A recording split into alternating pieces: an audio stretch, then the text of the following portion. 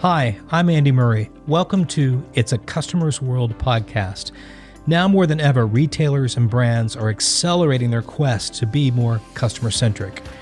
But to be truly customer-centric, it requires both a shift in mindset and ways of working, not just in marketing, but in all parts of the organization.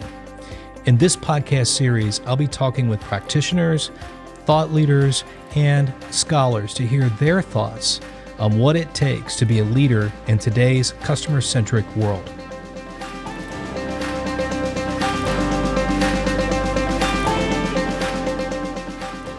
In this very first episode, I have with me Matt Waller. Matt is the Dean of the Sam M. Walton College of Business at the University of Arkansas. Matt began his career at the U of A in 1994 as a visiting assistant professor and has been the Dean of the college since 2016.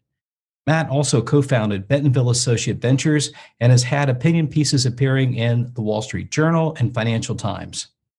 In this first episode, Matt and I will talk about customer-centric leadership and this new podcast series, how it was started, and some of the things I found most surprising throughout my 12 interviews with different thought leaders in customer-centric industry.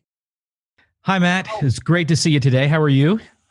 I'm really well, Andy. Thank you so much for having me on your podcast. I really appreciate it. Well, this is our first one in a series of 12, and I thought it'd be really appropriate to have you be the first to help kick off the series of It's a Customer's World. And it really did start with your vision, and I'd love for you to just talk a bit about why customer centricity is important and what you see as a topic for the Walton College of Business and perhaps what you see in business today.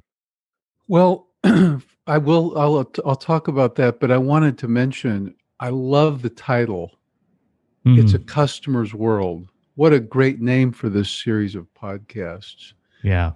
I know you've already done the 12 interviews, and so I'm going to want to ask you some questions about that, obviously, but Andy, the reason that I really wanted you to help the Walton College make customer centricity more of a core component of what we're doing is because it's becoming more important. The consumer and the customer are becoming more important than ever. A long time ago, there used to be more monopolies and it was easier to control the market. Right. But now nobody can control the market, right? I mean, people can enter the market through e-commerce, and they can become well known through social media and many other platforms. And so, back then, being able to get to the product, it was like the owner of the product, the owner of the patent, the owner of the natural resource. They had all the power. Yeah. All of that has shifted to the customer and the consumer. So customer centricity is very important for that reason. One other reason, Andy, that it's important from my perspective as the Dean of the Walton College is, today, going forward for business schools and for universities in general, it used to be that universities and colleges had something that was so unique that they could offer, that the only way you could get this stamp of approval was from a university or college. Right. But that's changing. Right. And there's more and more certifications. Companies are coming out with their own colleges and universities. There's all kinds of badges and courses that are free. Right. So universities have to be looking at the customer. Now, for a university, the customer isn't just the student. The student is a customer. Right. But the parents are a customer. Right. The companies that hire our students are customers. The state of Arkansas, in our case, is a customer. So we have a lot of customers to look at. And if we're not customer-centric, we're going to take our eye off the ball and we're going to fail. Yeah. And industry 100%. Companies that no one ever thought would fail have failed. So we've got to be on our toes. And it's very important that we teach our students about customer centricity. If you think about it, Andy, Yeah. you've been a very successful entrepreneur. You've been a successful entrepreneur at major Mhm. corporations, including the Fortune 1 company. Yeah. But students that are, whether they're wanting to go into working for big companies or startups, they need to understand customer centricity. If they're going to be working for a startup or starting their own company, the whole path of an entrepreneur begins with solving a problem of a customer That's right. and then getting tons of feedback from customers about their minimum viable product until Yeah. they really start scaling. The same thing's true in industry. Hmm. Uh, so my point is, Andy, I really think what you're Yeah. doing is of the essence of business right now. Mm. We've got to be more focused on the customer. And so, one question I have for That's you, true. I'm learning. There's so much I don't know about customer Mm. centricity. You would think a business school dean would be an expert at this, but who is these days? And so, Yeah. one of the reasons I wanted to collaborate with you Sure. on the customer centric leadership initiative is because we need to explore this. Yeah. And so, one question I have for you, you've done these 12 interviews. Yeah. Yeah, what are some macro themes that you've seen that have emerged from these? Well, that's a great question, Matt. And I, like you, approach this as a learning journey to go interview different people that have different perspectives. And so, where it was informed from was a wide variety of people that you wouldn't normally think would be there to just talk about customer centricity, but starting from looking at what's the brief at the C-suite for, how does that look for senior leaders today, and where does customer show up in that? And so one of the podcast interviews is with a top recruiter at the C-suite level, Brenda Malloy, who sent me a brief for a CEO job. And I looked at it and I said, I think you sent me the wrong one. I sent it back and said, I think you got these mixed up. This looks like for a chief customer officer. And she said, Andy, that's the point. The briefs that you're seeing today, no, that is for the CEO of a large apparel brand. And she said, I'm seeing that very commonly across the briefs from the search committees at the top, where they're looking for leaders that have a real good understanding of what drives customer experience, customer engagement, and how you drive empathy through a culture, all those kind of things. And I thought that was quite fascinating. So, first of all, I think tops of companies see it. And then the second kind of thing I saw emerge through that, some of the interviews, was being customer centric had three core pillars to it. Method, there's definitely some methodology there, underpinned primarily by Agile. So Agile is a core technology to be customer centric from a method standpoint. But then mindset and motivation were the other two elements. And the mindset was so fascinating to hear across the board of what does it mean to have a customer centric mindset. And that was fascinating to hear. And then motivation. How do you look at it as something that crosses the whole company? Because quite honestly, this could have almost been a study on employee engagement as much as it was customer centricity, because very few people that are making headway with being customer centric park the employee or colleague or associate topic to the side, because you really end up shipping your organization. And so how connected those two worlds are showed up in those three pillars in a pretty big way. Andy, when it comes to customer centricity, what are some surprises you've come upon through your interviews and your experience? Yeah, well, quite a bit through the interviews for sure. One of the first surprise I got, I interviewed a gentleman, a futurist, well-known futurist, and who worked with Publicis Group, Rashad Tabakawala. And the very first thing I said when I said, what do you think about with customer centricity? And he said, well, first of all, you got to kill the name. customer is a horrible name. And I thought to myself, not out loud, of course, well, there goes our initiative. And so we're going to have to start over with renaming it. But he made the point. He made the point that, think about it. Customer is a transaction. That is a transactional phrase and definition of a relationship. And I'd never thought about it that way. And he said, we should call it people. It's about people.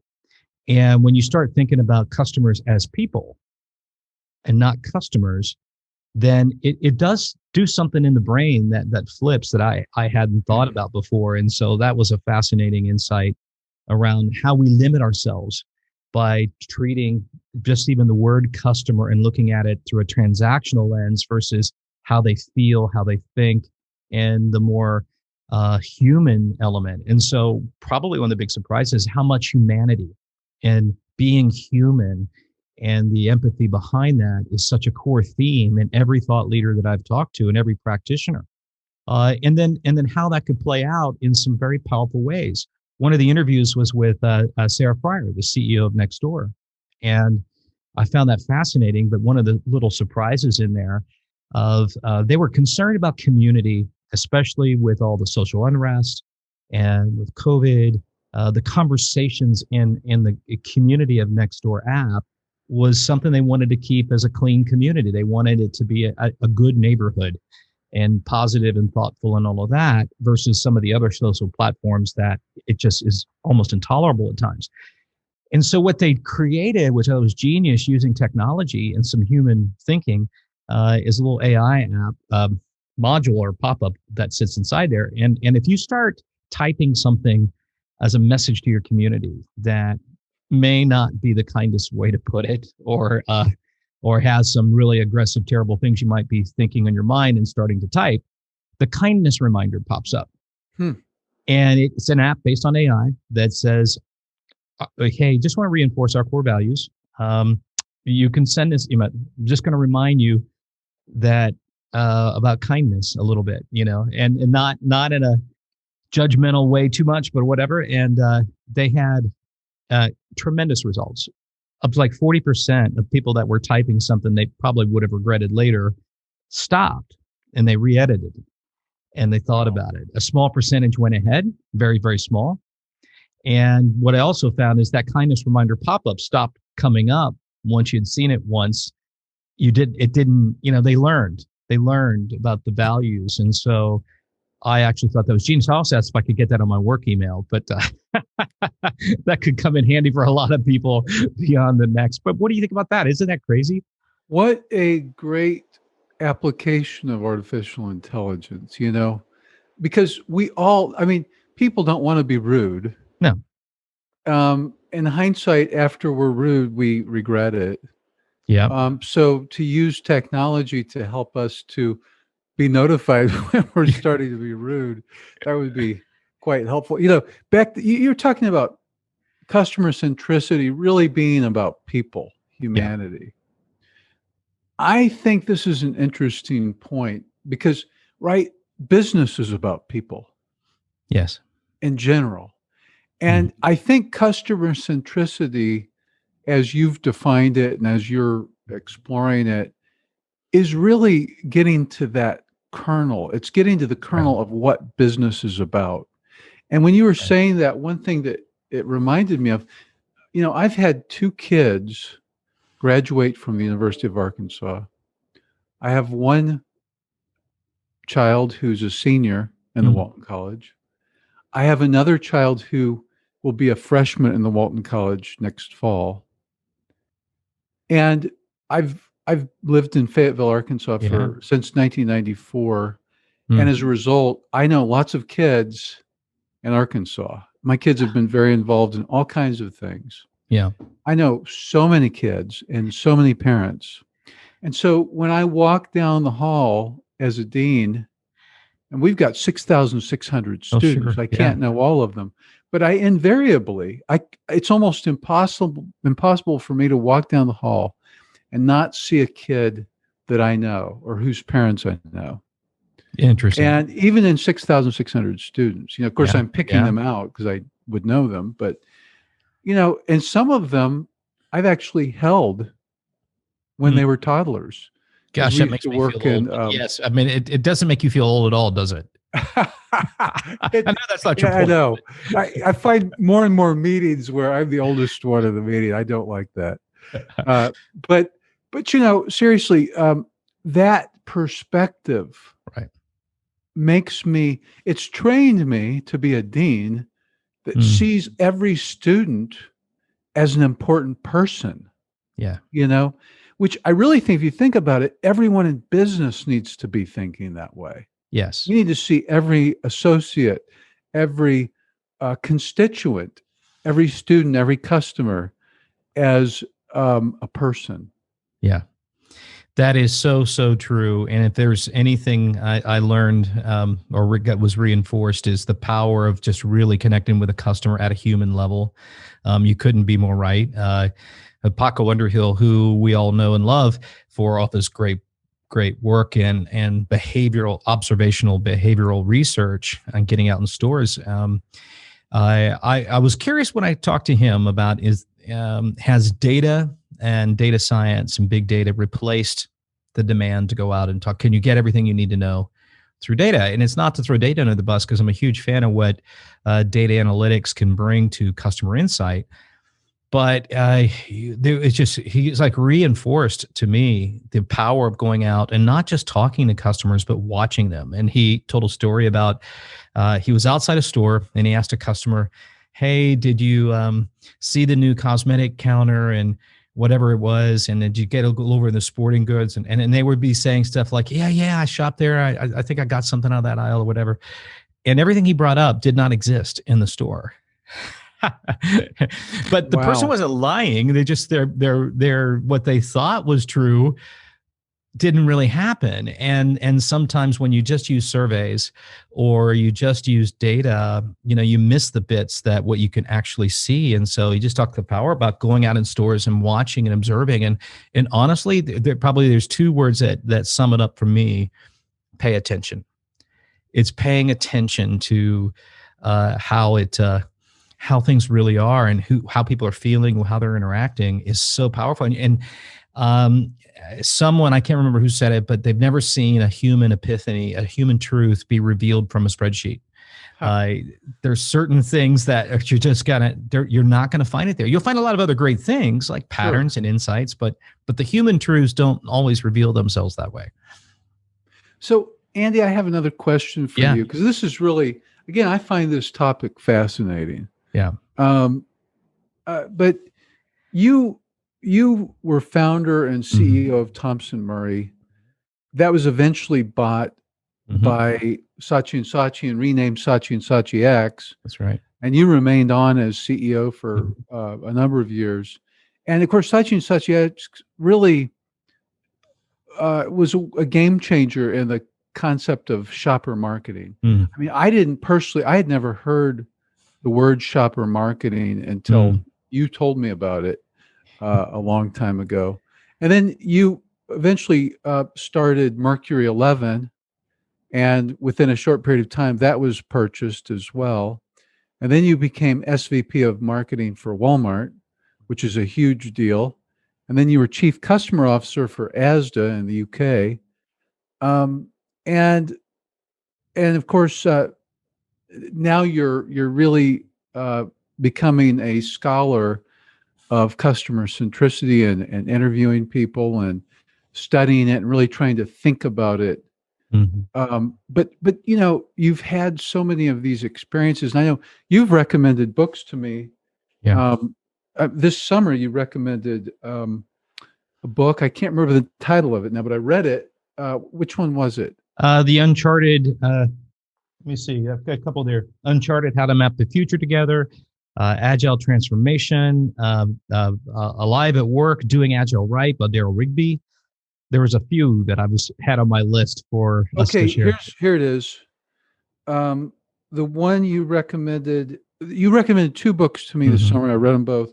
One is called How Brands Grow. Oh, well, yeah. And First. one thing I loved about that book, it was, it's a book written for, popular consumption. I mean, Right. anyone could read it, but it's based on research. Yeah. in That's right. marketing, especially marketing science research, That's right.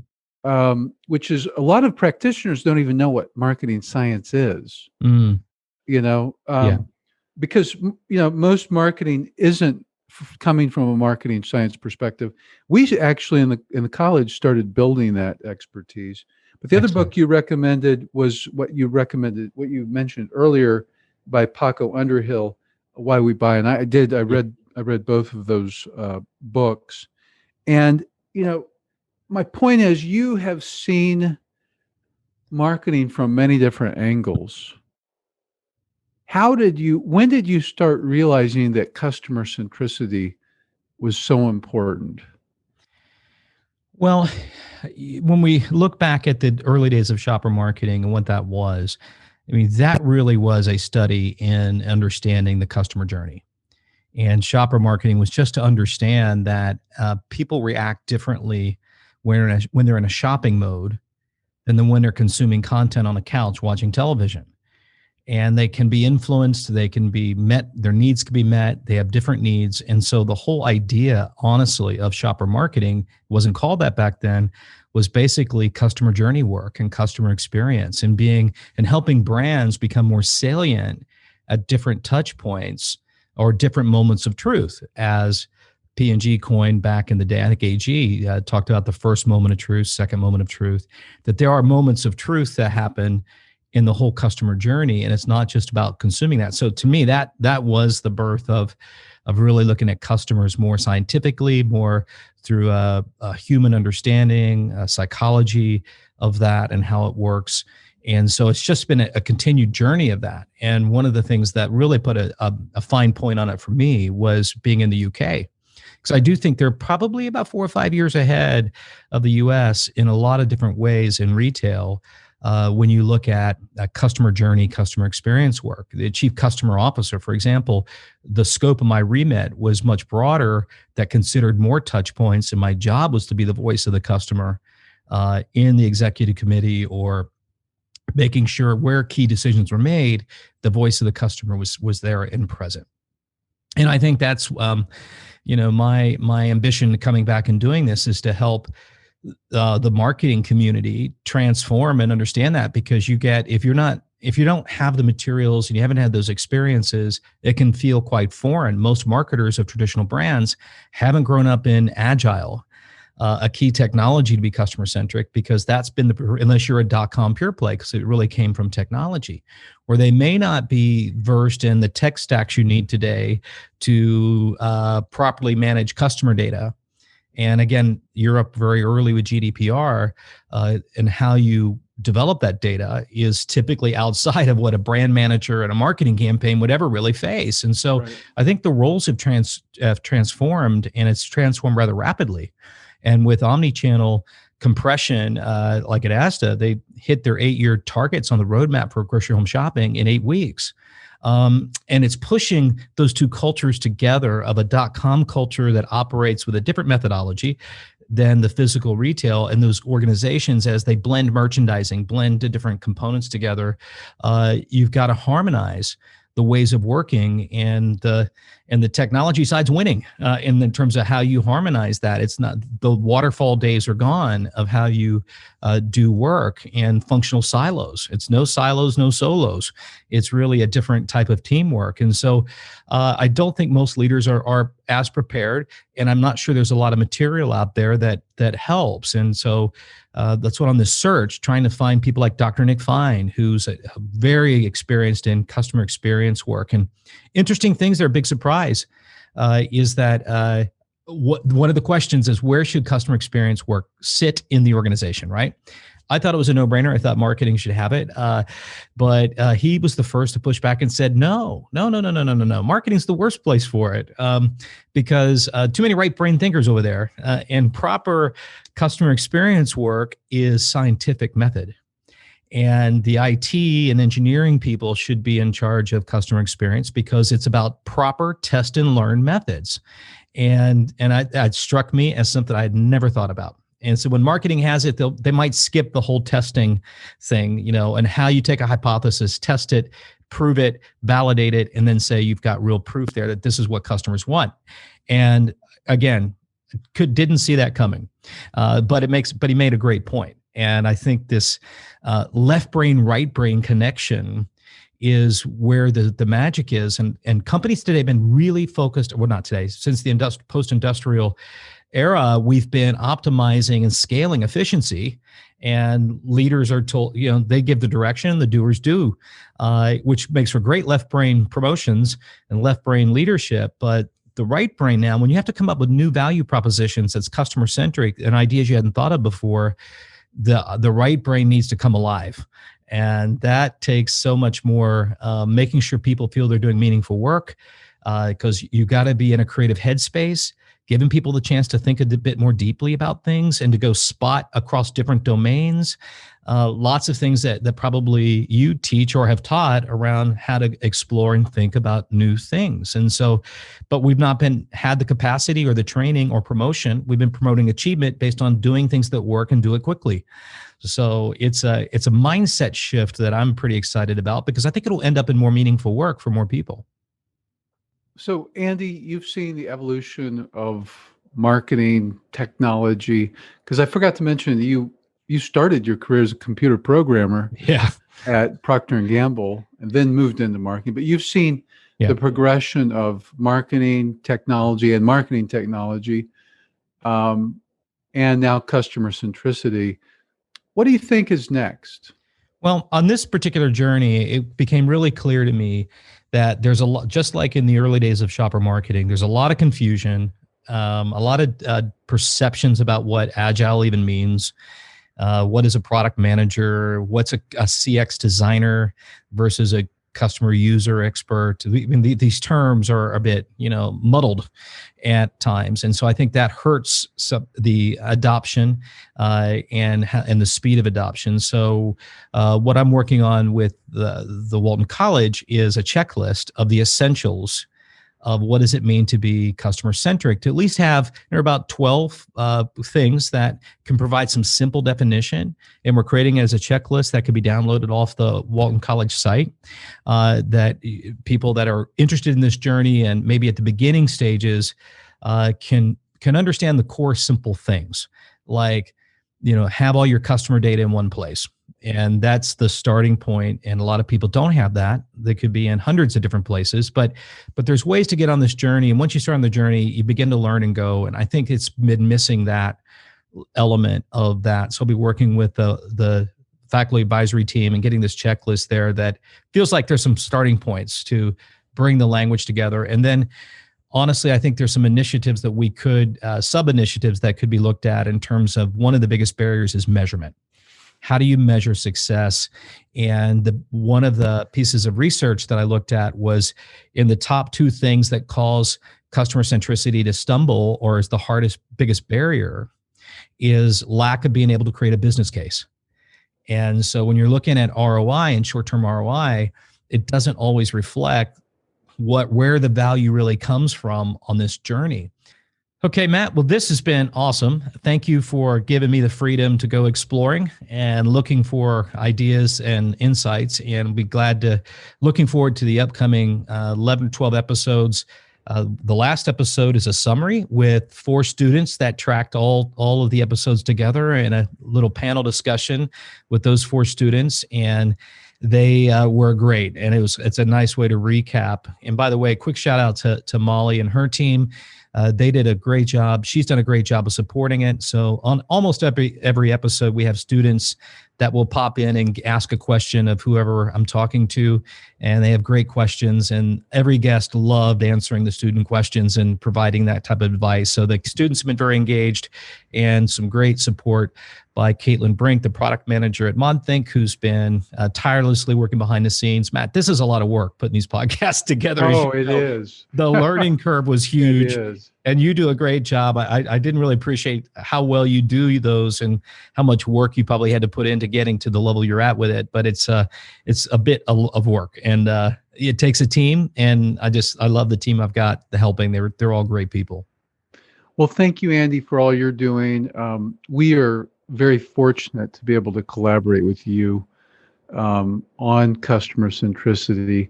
I'm so glad you moved back to Northwest Arkansas from London, and welcome home. That's it for this episode of It's a Customer's World. If you found this helpful and entertaining, I would be so grateful if you could share our show with your friends. And I'd be super happy if you subscribe so you can be updated as we publish new episodes. And if you really want to help, leave us a 5-star rating and a positive review on Apple Podcast or wherever you listen. It's a Customer's World podcast is a product of the University of Arkansas Customer-Centric Leadership Initiative and a Walton College original production.